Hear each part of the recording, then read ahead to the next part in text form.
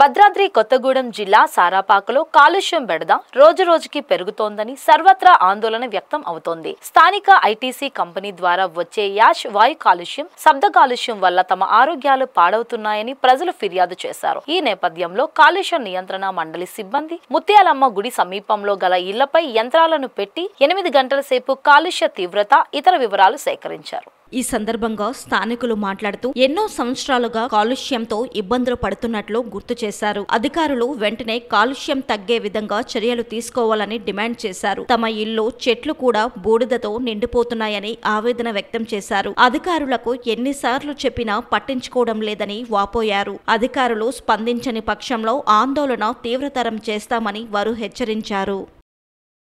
గుండె జబ్బులు మాకు బాగా వచ్చాయి. నిన్ననే నాకు ఆపరేషన్ కూడా అయింది. మరి అట్లయితే ఎట్లా చెప్పండి, ఏదో ఒకటి చేయండి, మాకు ఏదో ఒకటి చేస్తే మేము బాగుంటాం.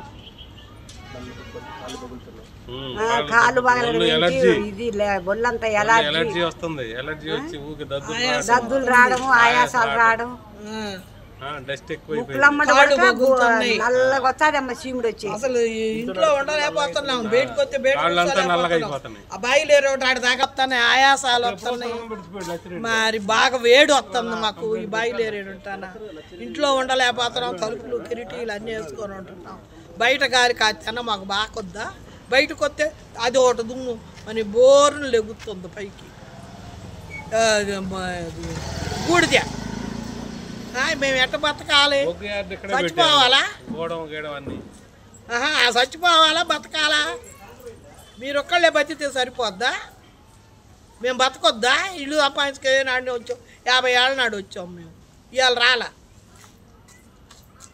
బీపీఎల్ మూలానే మాకు దుమ్ము అన్నీ, దాని మూలాన్ని రోగాలు కూడా దాని మూలాన్ని. అసలు ఆ బాయిలేరు కూడా తీసిపారు నొక్కాలి.